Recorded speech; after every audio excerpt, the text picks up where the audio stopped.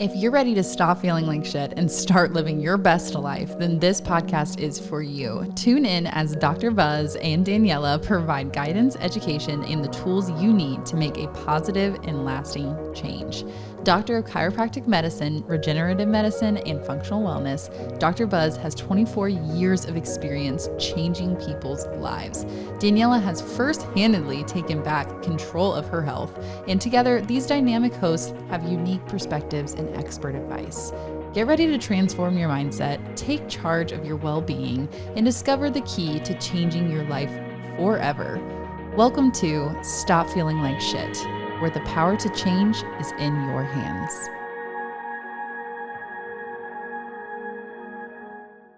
Welcome back to Stop Feeling Like Shit podcast.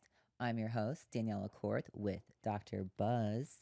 And today's special guest we have back, Nick Andrews. Welcome back. And if you're just tuning in, Nick did a podcast with us prior to this one and the one before that. And we just love Nick because he's so smart and I love learning from him. And when I have Nick and Buzz in the same room, my mind, you'll be sitting here watching me like, wow, it's amazing.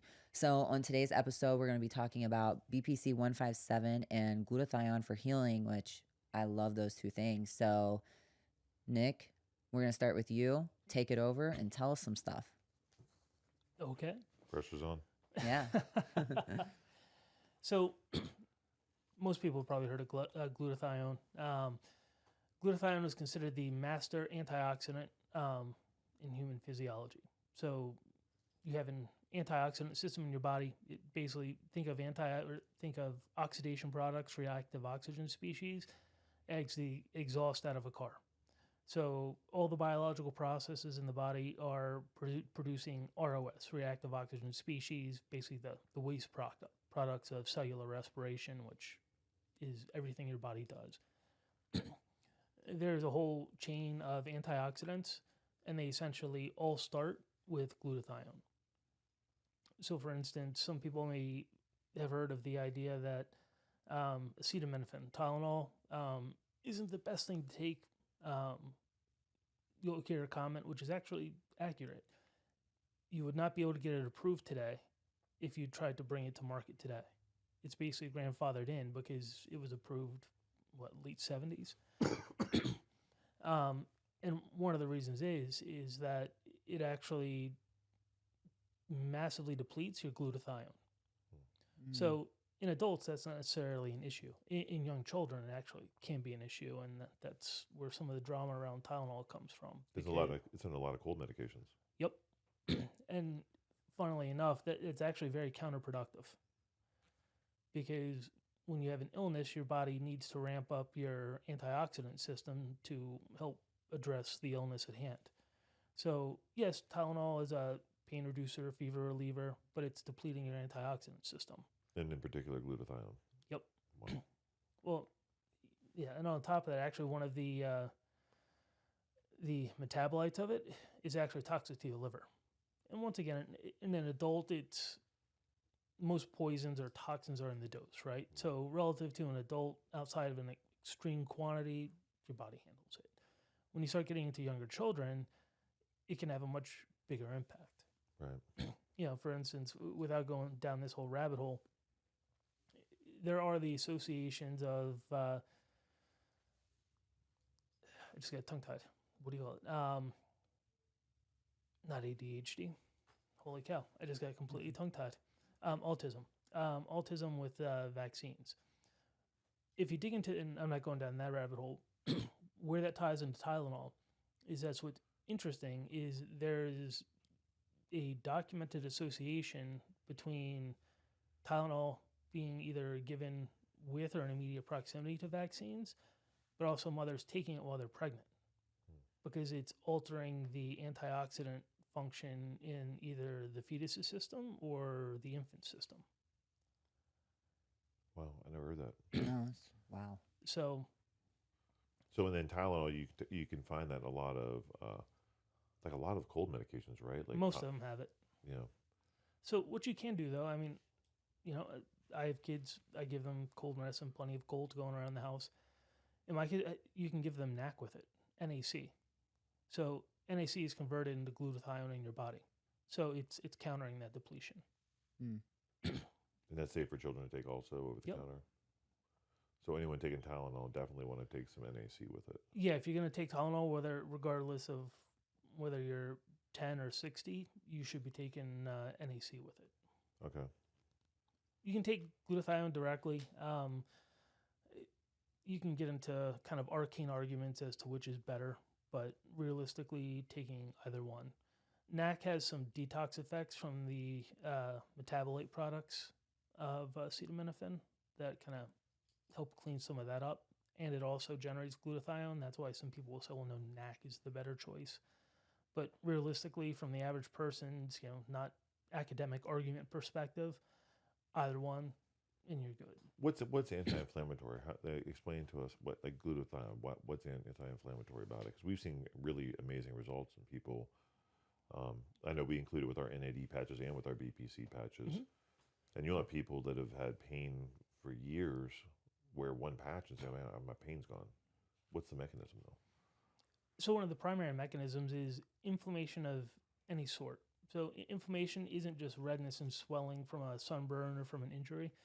Inflammation is actually fundamentally an immune response, which a lot of people don't realize. And inflammation is like if I, bang my knee on something, right? Yes, but that actually starts in the immune system. So at its core, it's an immune function. And when you have reactive oxygen species getting out of balance, ending up with excess reactive oxygen species, it triggers the inflammation response at the immune system level. So that's why it can take so many forms of, hey, I've been dealing with aches, pain. As you mentioned, you can have a laundry list of forms it takes when it presents. Mm-hmm. But what it's almost always related to when you go all the way down to the foundation level is excess reactive oxygen species. Now, we've all heard of, a million different antioxidants. The issue is not all of them work in the same manner or with the same pathways. Glutathione, since it's the master anti-inflammatory of the body, that is the fundamental, essentially, molecule that your body uses to modulate, control, and balance reactive oxygen species in your body. Wow. So that can work at a level that other ones may not be able to work at. Okay, that makes sense. And then the other one I want to talk about is BPC157. That's one of my favorite. That's actually one of the first peptides I personally ever used. I use it on my dogs. Works great. Yep. As an anti-inflammatory, but also we've had really good success with people with gut issues. Like you give me someone with like irritable bowel colitis, it changes their life. It's almost like a cheat code, right? Where we do a bunch of functional medicine here. And obviously, when someone has a gut issue, you really want to get into the microbiome and fix the microbiome and stuff. But like a cheat code, you put on BPC157, it kind of just shuts down all the inflammation, no matter what the hell's messed up in their gut, and gets them feeling better, like fast, like crazy fast. Oh yeah. So maybe we talk about that a little bit, in how we'll go to just healing of joints and stuff. Because I know I tore my pec when I was younger. So functionally in my shoulder, I have some type of functional issue. So if I bench all the time, I even if I do stem cells, HMM, shoulder pain just tends to come back over time. But if I use BPC, I haven't had shoulder pain in a long time because it kind of keeps that inflammation out of there because of the structural issue. Oh, I have the exact same issue. Yeah, I had a severe shoulder injury over a decade ago at this point. And if I bench heavy multiple days in a row, it'll absolutely start to get stiff. But if I just do BPC, I usually mix it with some other stuff, GHKCU, TV500. I can live 6 days a week, honestly. No issues. What's the mechanism of BPC? Maybe you can explain to the people. So BPC, what that stands for is body protective compound. It is a molecule, a peptide that your body naturally produces. It was originally isolated from gastric juices, probably 3 decades ago. And they started experimenting with it, like, oh, what does this do? It does some really cool stuff. So, like with probably, the majority of things in your body, whether it's glutathione, whether it's BPC. Just to be clear too, so we all have glutathione and BPC in our bodies. So this is nothing new. It's not synthetic. This is something we're just adding more of what we already have. So BPC, when they make it, it's made in a lab. It's not extracted from something. It's actually a very fragile molecule. You know, with all our fancy science toys, we know what the exact molecular structure is. So in a lab, they literally just build it amino acid by amino acid, that exact molecule. And then they just make it the pure powder you see in the vial. Mm-hmm. So BPC, like glutathione and so many other things, aren't just doing one thing in your body. It's kind of like a wrench. A wrench isn't just going to turn one bolt. That wrench will turn any bolt that it fits anywhere in your house or your neighbor's house or anywhere else. Mm-hmm. BPC works kind of like that. So BPC generally stimulates soft tissue regeneration and reduces inflammation. So the cool thing about BPC, why it's... And just to be clear, inflammation is pain. So if you have pain somewhere, you have inflammation. Correct. So that's for anyone who has pain. Yeah, you could throw in a few caveats with various nerve type disorders. You know, you can kind of run into a few exceptions there. Yep. But if it continues ongoing, it's going to trigger inflammation anywhere. But for certain types of nerve problems, BPC may not be the right tool. Right. Because if the inflammation is being driven because of the nerve function issue, then you're not addressing the root cause. It might take the edge off, but it's not going to fix it. Right. Versus I have pain because there's a tissue injury of some sort. And then, so it depends on what the foundation is. The foundation, the pain driving the inflammation, or is the inflammation driving the pain? Right. To your point, in the vast majority of cases, it's something caused an inflammation response, which caused the pain. So... And that can be a fire too. Like once the inflammation starts, if you don't put the fire out, it can just get worse with time. Oh, absolutely. Because you have more derogatory stuff happens, and that's why people suffer with chronic pain. And, you know, I know we were just talking about Tylenol, but, you know, like a typical medical treatment would be put them on a pain medication, which most of those medications really, although they do potentially mask the pain, they don't do anything to help the healing process. And that's where BPC comes in and actually can help you heal. So it's not just, it's not a mask. It's giving your body the ability to heal this thing so it doesn't come back. Right. And that's, you know, if you're not used to space, it's probably kind of a strange concept to really, when you stop and think about it, because most of us usually don't, unless you have a reason to, is you go to the doctor for something, I have an injury, something's wrong. Is what they're giving you stimulating healing?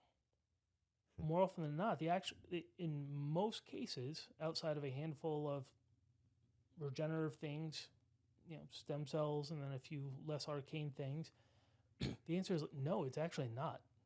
Many times making it worse. Like when you do like corticosteroid injections, like a first line. Yeah. You know, that's why you're allowed to get 2 injections per joint per year, because anything more than that would be malpractice because of the amount of damage that occurs with each injection. Yeah. So I mean, you can even think aspirin, right? So, hey, you know, something's hurting, so I'm going to take some aspirin, whether it's a headache, a joint, whatever it is. Is it, yes, it's helping to reduce inflammation, but is it stimulating regeneration? And the answer is no. There's actually very, very few. I mean, think about it. Just the term regenerative medicine. That alone, you hear that and you're like, oh, that's like this super niche thing over here hiding in the corner, right? Because the vast majority of current medical practices, technology are not regenerative. They're... Well, that's the difference between pain management is just exactly, it manages your pain. So the purpose of pain management is to mask the pain. Regenerative medicine is totally different. Regenerative medicine is to get your body to heal itself. Right. Which is completely different than pain management. Yep. It's essentially, you know, they're the inverse of each other. So most mainstream medical approaches are, how do we mitigate symptoms while your body tries to heal? Like, we're only going to address, for the most part, the symptoms, and then your body just, it's on its own. It has to do its own thing. Versus regenerative approaches saying, well, how does your body actually fix itself? Okay, what can we do to stimulate that process further? So in the case of BPC, it's a laundry list of effects. Everything from neuroprotection to reduction of inflammation, to angiogenesis, which is the growth of new micro blood vessels to an area. All of those. So, Because it literally can increase circulation in an area, can it? yes. Which, if you really think about the areas that people have that have chronic injuries are areas that have usually pretty terrible circulation, tendons, ligaments, joints. These areas, as we get older, the circulation is just not optimal, obviously. So anything you can do to get angiogenesis and to regulate NO flow to the area with nitric oxide, which gets more blood flow there, is going to speed that healing process up and really help you heal like a younger person again. And that's why young people, when they get injured, their tendons and ligaments still have, have good supply of oxygen there and nutrients. When you get older, you just don't have it. And that's the difference between a young person and an older person, the healing, where these compounds like BPC really get those joints to heal like a young person again.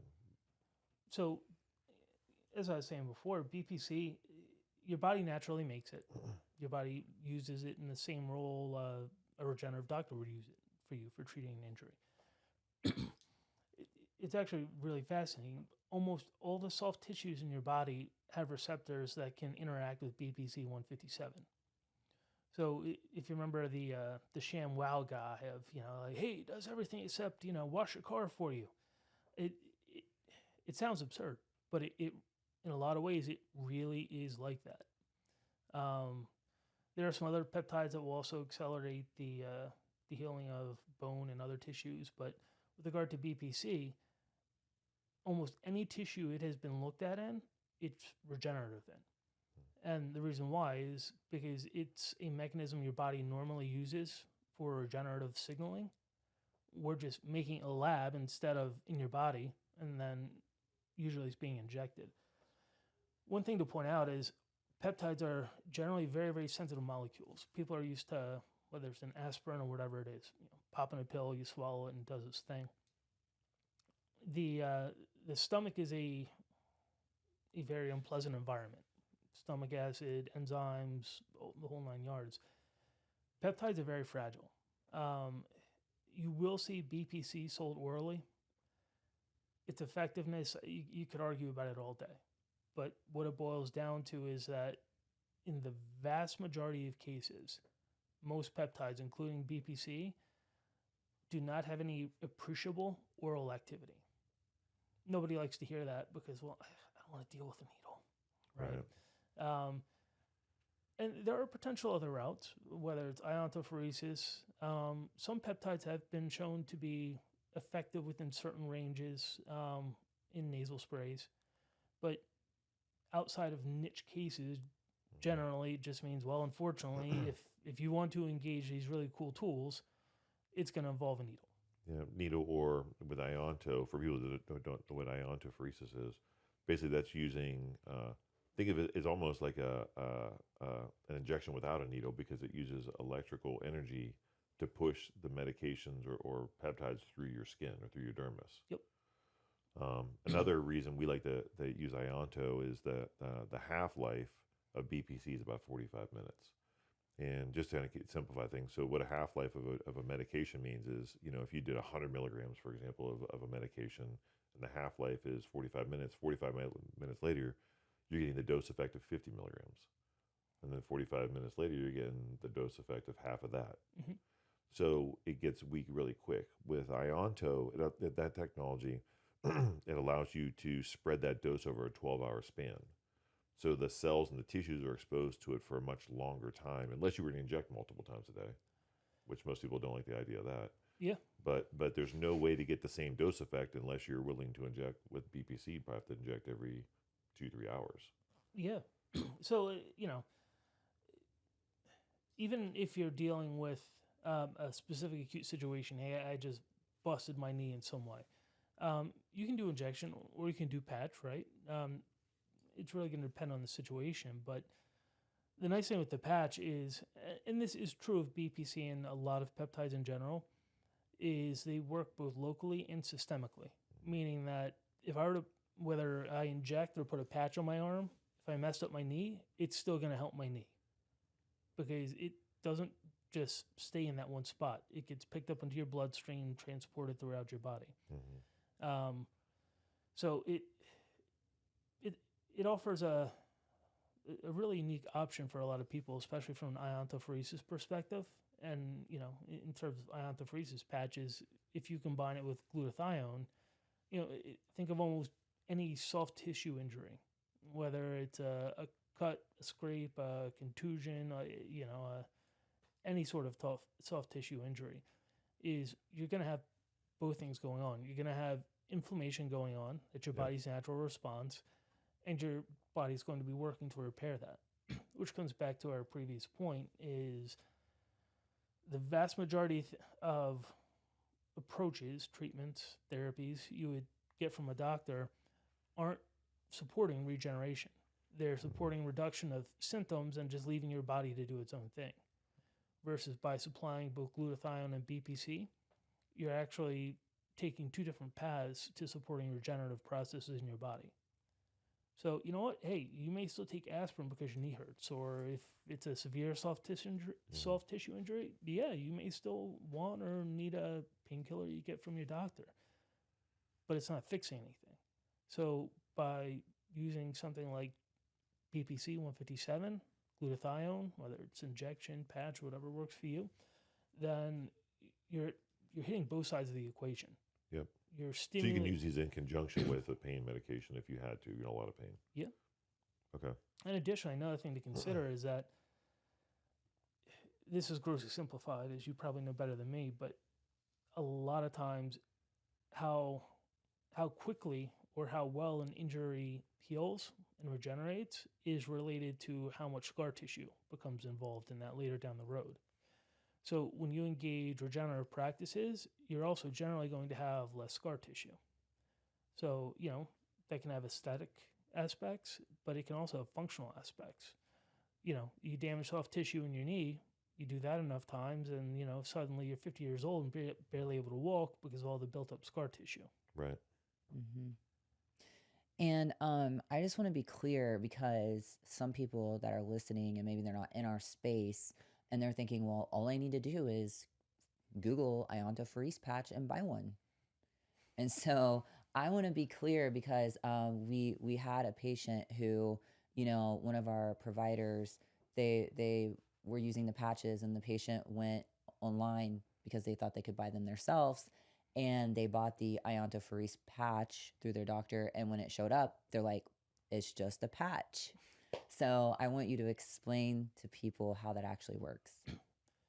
Sure. So think of the iontopheresis patch itself as the equivalent of the syringe.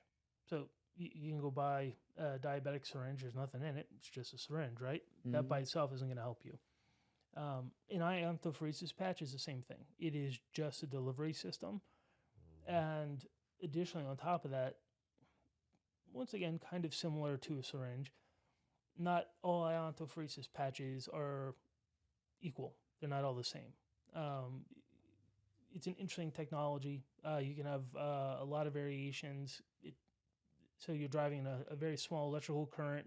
It opens up your pores, basically, and it's at the microscopic level, but the pore opens large enough for, in this case, the glutathione or the BPC to pass through directly into your bloodstream. Yeah. So like a syringe, you can buy a syringe, but what size needle does it have? You don't want the one for the horse. Right. Mm-hmm. And you don't want the one that's so small that you're like, I'm not sure that'll go through my skin, right? You need the Goldilocks spot, just the right one for your application. So iontopheresis patches are, generally speaking, very similar. They are not all the same. So unless you are really familiar with that space, you know the technology, you know the application, you generally would not want to go, oh, well, here, I found one online. I'm just going to get that one. Yeah. Well, you and the ones that the people were buying online weren't even ionto patches. They were just a Transdermal. transdermal, which isn't going to push a peptide through your skin. That's another good point to clarify is you'll see transdermal patches, and I think we've both seen this. People they sometimes confuse the two. Oh, well, it's still just a patch that goes on my skin, so it works the same. Absolutely not. So transdermal is kind of a silly analogy, but basically the same as putting lotion on your skin to not be dry. There's nothing forcing it in. The general principle is, well, if I just hold it against my skin, it'll get soaked up, right? That's transdermal. And for some things, that works. For a lot of things, it doesn't work because your skin is fundamentally a barrier from the world around you. It's meant to keep pretty much everything out. Right. For some things, it still works. For But these most, peptides are more complicated than that. Peptides are far more complicated than that. Yeah, unfortunately. So with iontophoresis patches, it's not just a moist patch held against your skin hoping it gets soaked up. In this case, you actually have a small electrical current.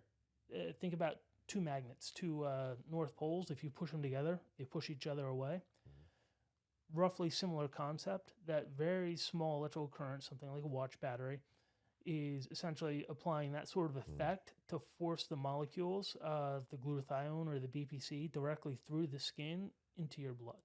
Or into the area of the tissue you want it to get to. Yeah, so like injections, you're going to have the same effect, which is fundamentally a very good thing. You're going to have a much higher concentration local to where you apply it. So if I mess up my knee, just due to how you move your knee, I may not put it right on the top. I may go right below or right above. Mm-hmm. But the primary regenerative effect is going to occur more near the patch itself, but it is also going to work systemically. Right. So as I'm sure you've seen, somebody can use BPC and glutathione because I messed up my knee, my shoulder, my back, whatever.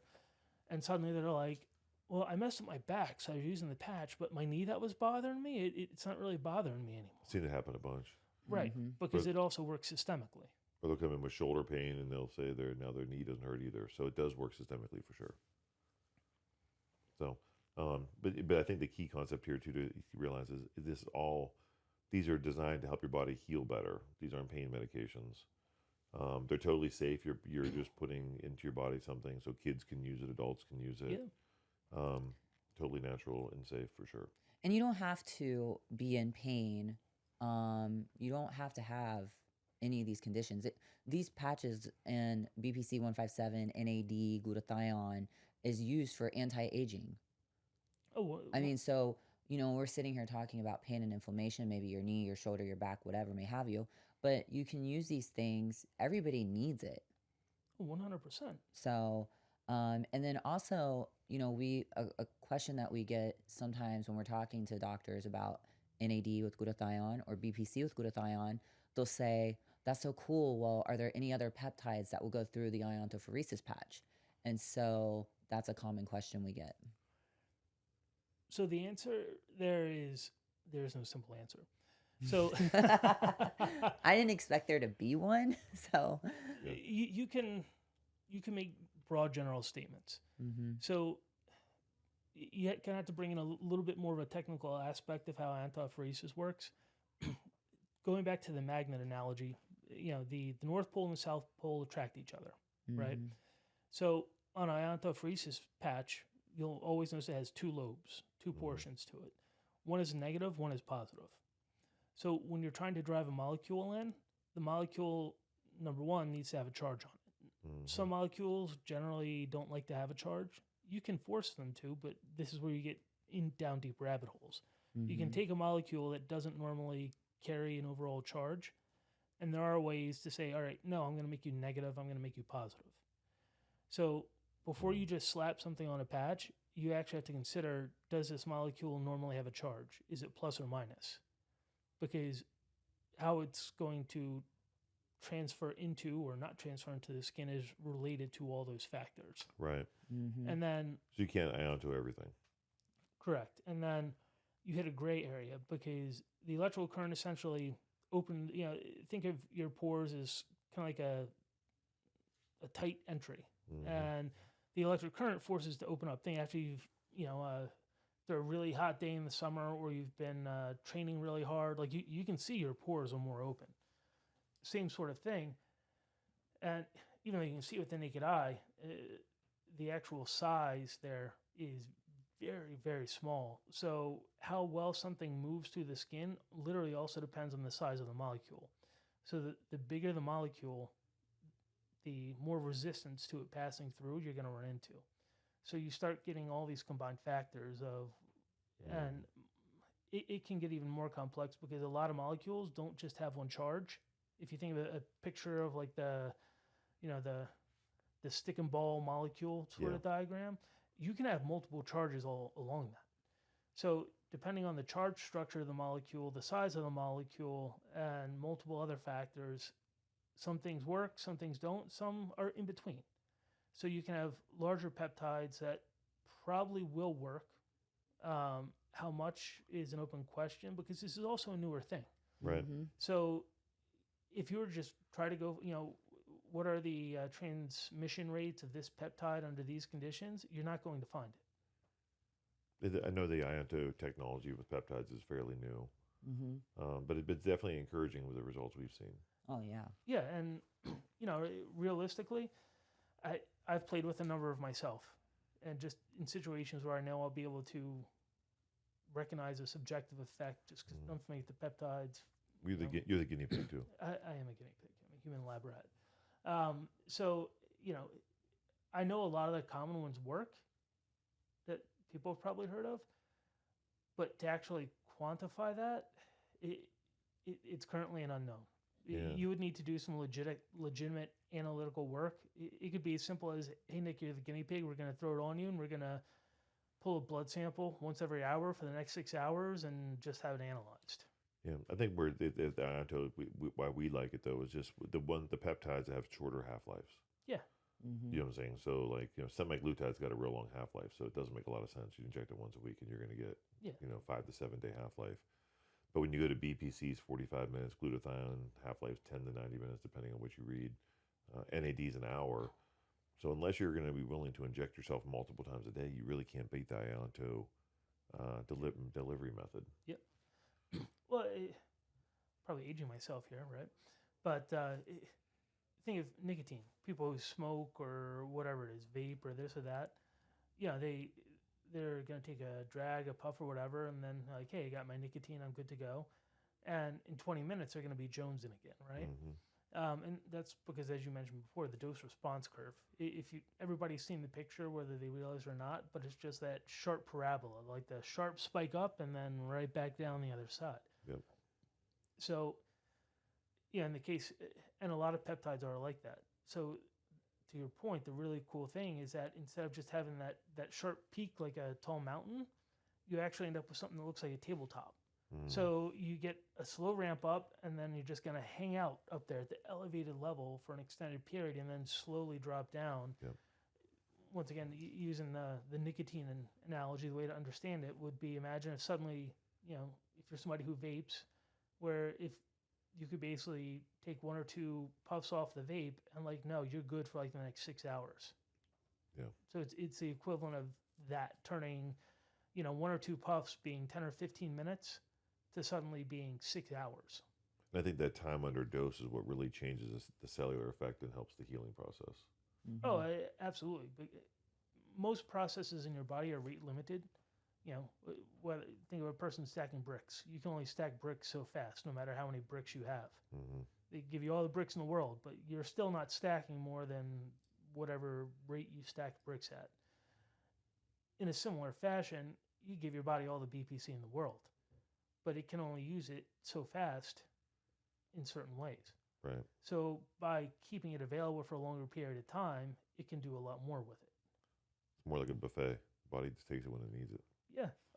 Using the brick example, right? If you said, hey, we have to build a wall here. You have all the bricks in the world right here you want, but you only give me an hour to do it. Well, I'm only going to build this short little, wall that doesn't really do anything. If you give me 8 hours to do it, well, now I have something else entirely. Something more substantial. Yeah, so I think, what I really wanted to get across today was the fact that, traditional medicine, whether it's, corticosteroids, Advil, Tylenol, these medications, do nothing to help you heal, and if anything, can hinder the healing process. With regenerative medicine, BPC, glutathione, these are things that actually get your body to heal better. And side effect profiles are very safe. Kids can use it, adults, grandparents, doesn't matter, because once again, it's not unnatural to the body. You're just giving the body what it needs to help heal better. That's actually a good point that I've seen almost confuse people because they're used to the more mainstream approaches. So it's more of, okay, well, I'm ready for the 5-minute speech of the 472 side effects. And you're like, well, unless you go to extreme doses with BPC, there aren't any. What do you mean there aren't any? Well, if you're using compounds that your body naturally produces on its own, normally uses, unless you use so much of whatever that thing is that you push your body's own systems out of whack, there functionally are no side effects. Now, yeah, with iontorpheresis patches, you can get some, light skin irritation where you're using the patch.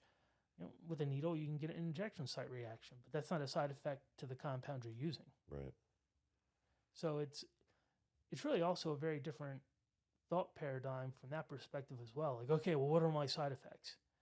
Side effects, generally speaking, come from putting compounds into a system where they're not normally there. Yep. Because the mechanisms to balance them, to use them, to remove them if they don't need them aren't there. But when you're using compounds, think about magnesium, right? You could take all the magnesium in the world you want orally. And if your body can't use it, it's just going to get rid of it. Not always in a fun way, but functionally, you couldn't really hurt yourself. Right.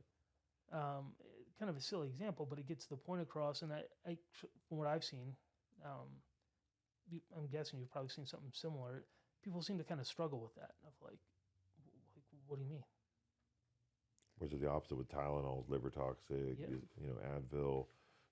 I know anyone we do any regenerative medicine procedures on here, whether it's PRP, A2M, we really don't want them on Advil or these medications because they inhibit cartilage growth. They don't really help it.